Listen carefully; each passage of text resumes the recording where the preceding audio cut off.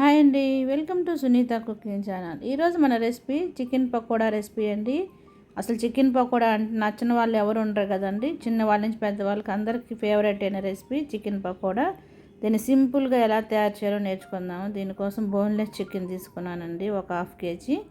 ఈ విధంగా చిన్న చిన్న పీసులుగా కట్ చేసుకొని సాల్ట్ వాటర్లో బాగా వాష్ చేసుకుంటే క్లీన్గా స్మెల్ లేకుండా ఉంటుంది.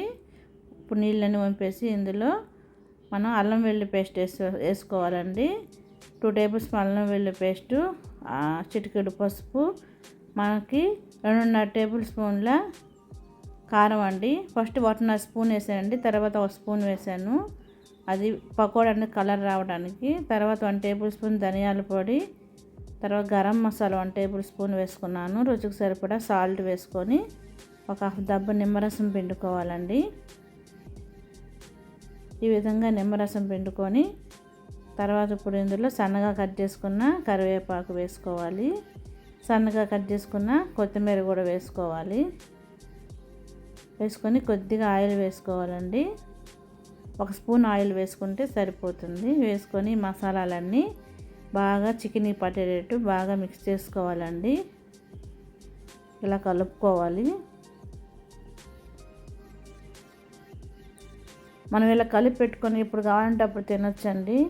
5 నిమిషాల్లో రెడీ అయిపోతుంది అన్నమాట చికెన్ పకోడా అనేది. ఈజీ పద్ధతులు అనమాట. అల్లం వెల్లుల్లి పేస్ట్ మనం ఎంతసేపు అండి, ఒక 2 మినిట్స్లో రెడీ చేసేసుకోవచ్చు. తర్వాత ఇలా కలుపుకున్న తర్వాత ఇందులో ఇప్పుడు శనగపిండి ఉంది, బేసను శనగపిండిని 2 టేబుల్ స్పూన్ శనగపిండి, 2 టేబుల్ స్పూన్ల కార్న్ఫ్లోర్ వేసుకోవాలండి.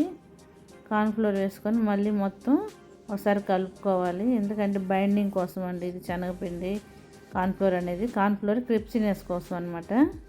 మొత్తం ఒకసారి ఈ విధంగా బాగా మిక్స్ చేసుకోవాలి. మిక్స్ చేసుకొని ఫ్రిడ్జ్లో 1 అవర్ పాటు ఉంచాలండి. ఫ్రిడ్జ్లో కాకపోయినా బయట అయినా ఒక హాఫ్ అన్ అవర్ ఉంచినా సరిపోతుందండి. మసాలాలన్నీ బాగా చికెన్కి పట్టి చికెన్ అనేది టేస్టీగా ఉంటుందన్నమాట మనం ఫ్రై చేసినప్పుడు.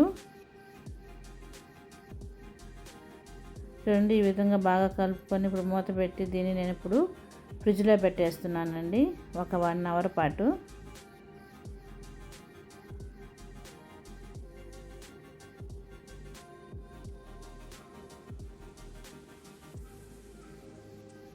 చూడండి, 1 అవర్ తర్వాత మసాలాన్ని బాగా పట్టాయి.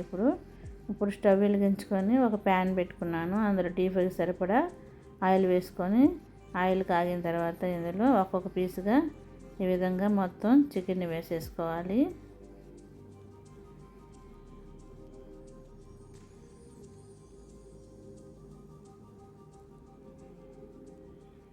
చూడండి, వీడియోలో చూపించిన విధంగా మొత్తం ఈక్వల్గా ప్యాన్కి సరిపడా వేసుకోవాలన్నమాట. చికెన్ ఫ్రై చేసేటప్పుడు మాత్రం మనం మీడియం ఫ్లేమ్లో పెట్టుకొని చేసుకోవాలండి. ఎందుకంటే పైన అనేది చికెన్ త్వరగా కలర్ వచ్చేస్తుంది, లోపల అనేది సరిగా కుక్ అవ్వదు. అందుకని మీడియం ఫ్లేమ్లో పెట్టుకొని ఫ్రై చేసుకుంటే మనకి క్రిప్సీగా బాగా త్వరగా టెండర్గా చికెన్ తయారవుతుంది పకోడా అనేది. హై ఫ్లేమ్లో పెట్టకండి చికెన్ పకోడా చేసేటప్పుడు. చూడండి, నేను మీడియం ఫ్లేమ్లో పెట్టుకొని బాగా ఫ్రై చేసుకుంటున్నాను. బబుల్స్ వస్తాయి కదా ఆయిల్లో, అవన్నీ పోతే బాగా ఫ్రై అయిపోయినట్టు అనమాట. చూడండి, చికెన్ పకోడా బాగా ఫ్రై అయిపోయింది. ఇప్పుడు నూనె వడగల్లే జల్లెడ ఉంటుంది కదండి, దాంట్లోకి తీసేసుకోవాలి మొత్తం చికెన్ని. అప్పుడు ఆయిల్ అంతా మిగిలిన ఎక్స్ట్రా ఆయిల్ అంతా కిందకి దిగిపోతుంది అనమాట. ఇప్పుడు దీన్ని ఒక టిష్యూ పేపరు ఉన్న ప్లేట్లోకి వేసేసుకుంటే ఆయిల్ ఏదైనా ఎక్స్ట్రా ఉన్నా కూడా పీల్చేస్తుంది అనమాట. మన చేతికి చికెన్ పకోడా అనేది ఆయిల్ కూడా తగలదండి, అంత టేస్టీగా ఉంటుంది. చూడండి, ప్లేట్లోకి తీసేసుకున్నాము. రెండో వాయి కూడా వేసుకున్నాను. వేసుకుని ఈ విధంగా తీసేసుకొని అవి కూడా ప్లేట్లోకి వేసేసుకోవాలి. దీన్ని ఆనియన్స్ కట్ చేసుకొని నిమ్మరసం పిండుకొని తింటే ఎమ్మి టేస్టీగా సూపర్ ఉంటుంది. పప్పు చారులోకి నంచుకోవడానికి కానీ ఈవినింగ్ స్నాక్స్ కానీ సూపర్ కాంబినేషన్ అండి. ఈ వీడియో కనుక మీకు నచ్చినట్లు ఒక లైక్ చేయండి ఫ్రెండ్స్, షేర్ చేయండి, సబ్స్క్రైబ్ చేసుకోండి. Thank you for watching friends. మన ఛానల్ని సపోర్ట్ చేయండి. మరిన్ని వీడియోస్ కోసం మన సునీత కుకింగ్ ఛానల్ ఫాలో అవుతూ ఉండండి. Please subscribe my channel.